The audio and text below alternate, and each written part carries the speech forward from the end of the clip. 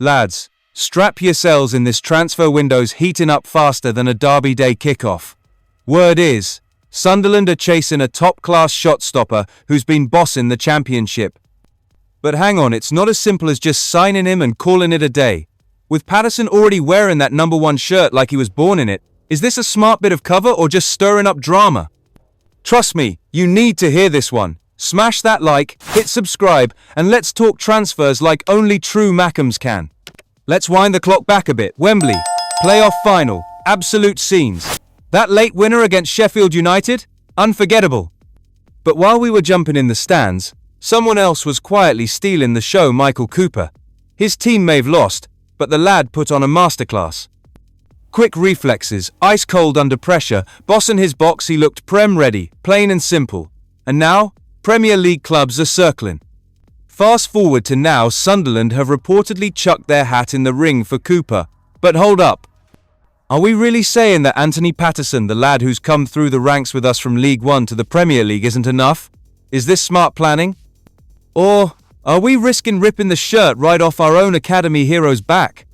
Now here's where I'm going to push a bit and maybe ruffle some feathers at the top.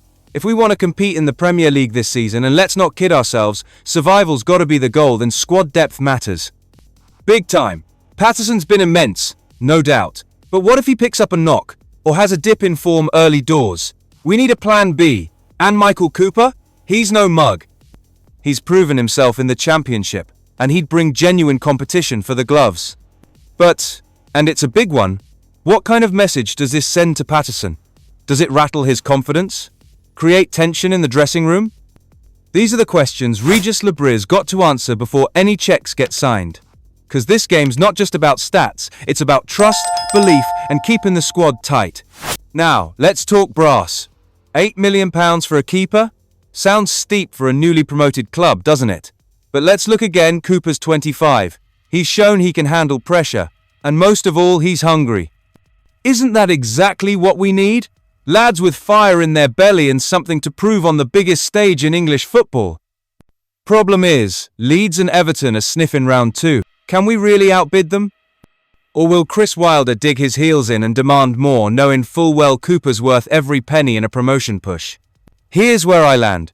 Bringing in Cooper makes loads of sense on paper. Strength, experience, real quality in a key spot. But we can't afford to damage what we've built with Patterson. That lad's been loyal. He's ours. This has to be handled with care, or we risk messing with the chemistry that got us here in the first place. So, here's the question. Do we drop £8 million on Michael Cooper to boost the squad, or back Patterson to be our undisputed number 1 in the Prem? Drop your answers in the comments, lads. Let's have it out. Agree with us? Think we're talking rubbish? Either way, hit that like, slap that subscribe, and jump in the debate. Sunderland's on the rise again. Are you ready for what's next? Up the lads. Let's go.